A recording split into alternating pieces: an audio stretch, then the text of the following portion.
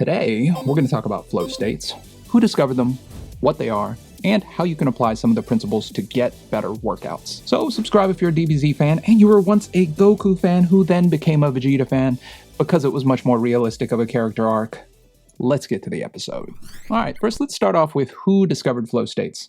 So his name is Mihai Csikszentmihalyi, or just Mike Csikszentmihalyi. He discovered flow states, or sort of named the phenomena, in the 1970s. Flow is described as a deep sense of absorption in the activity that you're doing, and characterized by a sense of energized focus, deep involvement, and enjoyment in the process. Flow is sometimes called optimal experience.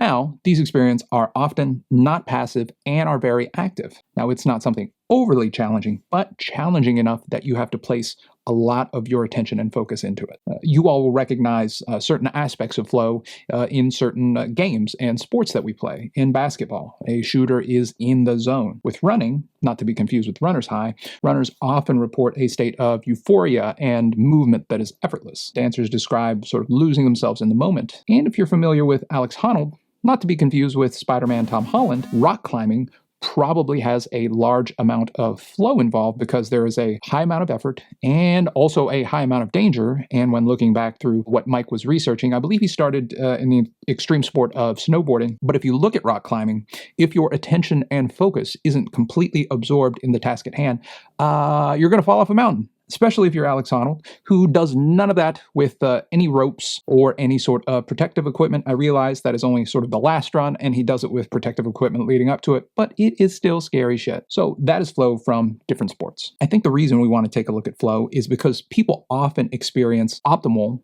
or near optimal performance while they're doing it.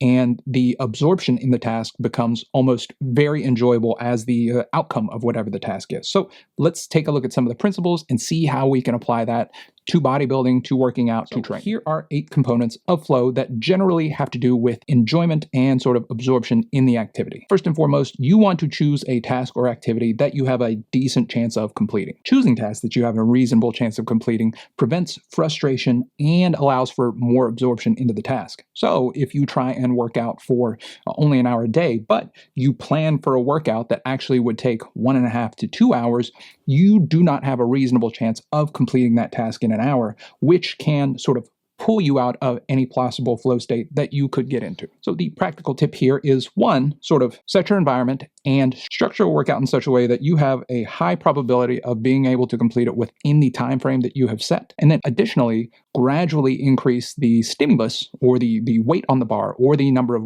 repetitions so that you can stretch yourself and sort of push yourself beyond your limits. I think we all know to gradually increase weight, gradually increase reps, but sometimes we sort of get ahead of ourselves and we increase reps too much, or we try and increase weight too much. So by structuring your workouts in a timely fashion and then also gradually increasing, we have a better chance of getting into that flow state. Number 2, having clear goals. I think this comes down to workout construction. Do you have a plan going into the gym? If you don't have a plan going into the gym and you're sort of freestyling, that sort of pulls you out of a possible flow state, because then you're having to think about what piece of equipment are you moving to next? Do I go to the bench? Do I do this? Do I do that? Now, there are some natural things that occur in a gym environment that are going to possibly pull you out of flow. You know, someone's on the piece of equipment you need. But if you have a training application, Boost Camp, RP Hypertrophy app, or if you just have your workout written down, you know which piece of equipment or exercise you're going to do one after the other, after the other, after the other. By having clear goals for your workouts, you set yourself up to possibly be in flow. So the practical tip here, have a plan, have a structure, have a routine, know your sets, know your reps, know the weights you're going to use so that you can focus entirely on the weights that you're lifting. Number 3, seeking immediate feedback. Now, I think this is one of those things that is more feasible with a workout partner. So if you train with somebody else, this is a really great way to get immediate feedback. You can immediately post your set, ask them, how did that look? They can give you feedback on, was your rep deep enough? How was your rep speed? Was your form on point? They can give you a feedback on any number of things. Getting immediate feedback in that respect would sort of point to the benefits of having a workout partner. However, if you don't have a workout partner, some of the ways you can seek immediate feedback are videoing yourself. And I think some of us sort of hate this in the gym, but if you train from home, or if you are able to video your set, you are able to get immediate feedback that way. That way you know what adjustments you need to make and if your form is accurate. And this allows you to perform in the future a little bit better. Number 4, deep involvement. Now, with this, it comes back to the point about structuring your environment. If you can create the most optimal environment, free of distractions, again, probably more amenable to home and garage gyms, but let's say you know that the gym that you go to, there is nobody there at 5 o'clock in the morning, and you would be free from others to distract you. That might be a more beneficial time to engage in a workout and slip in that flow state while you're training. Other things that you can do to help maintain a flow state are get things like noise canceling headphones. I think the thing here we want to sort of get away from is having the need to flip between a podcast or a YouTube video and then back to music and then back and forth. The least amount of switching that we can do is probably for the best. So if you can just throw a pair of headphones on there that are noise canceling, I think that sort of gives you that deep and effortless involvement that allows you to be absorbed into the task. Number 5, you want to have a sense of control over your actions. So I think something here is developing a sort of pre-performance routine or pre-workout routine that is the same each and every time. So for me, I have my coffee, I put on my shoes, I do some mild stretching, then I get my warm-up sets. And then in between the sets, I'm doing the same type of breath work in between most of my sets. So the practical tip here is develop your pre-workout and sort of intra-workout routine so that you can remain fully engaged in what you're doing. Another aspect of it is having sort of no concern for the self or no focus on the self.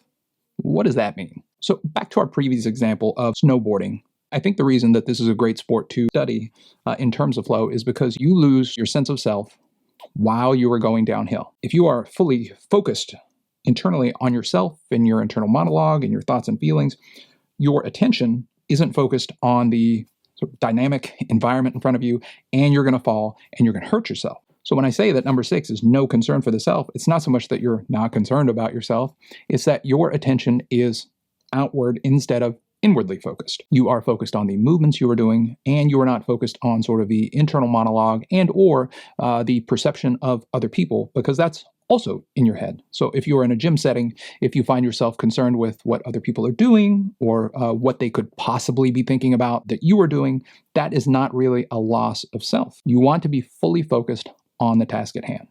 So what's the practical tip here? So the practical tip here is choose a workout program or routine that you find intrinsically rewarding. If you enjoy a bodybuilding style of training, okay, train in those repetition ranges. Structure your workouts and frequencies throughout the week so that it fits the mold of whatever a bodybuilding routine looks like to you. And don't train like a powerlifter. Obviously, you can still incorporate some of the big 3 there, but if you inherently love a generic bodybuilding style of training, then train that way. If you love the powerlifting style of training, then train that way. If you're a CrossFit person and you get absorbed into that, train that way. But really just focus on what is satisfying to you. So number 7 is sort of the alteration of time around you. And so I have a little story about this. When I worked at my uncle's bakery for 2 or 3 years, I would get there at around 4 o'clock in the morning, help my dad prep the dough, get everything ready before everybody else got in there. Then we would start making the pastries and the donuts and everything else. Now, once everybody was there, we would begin making the donuts. This would take a very long time because not only would you have to make the dough, allow the dough to rise, then you had to separate it, and then we had to individually shape a particular kind of donut. And I would roll and make thousands of these probably in a day. And when I looked down, it was probably around 8 or 9 o'clock in the morning. The next time that I looked up, it was like 1 or 2 in the afternoon. That is complete absorption in what you are doing. When you look at the research that Mike did in Flow, he also found that in work settings and in music settings, people would report these experiences of being sort of absorbed in what they're doing, so much so that they lost track of time. If you experience this, this is sort of a byproduct of Flow. So if you are working out, you are fully engaged and absorbed in what you are doing. And from the time you enter the gym to the time you look up or look at your clock again, lots of time has passed and you're wondering where the time went.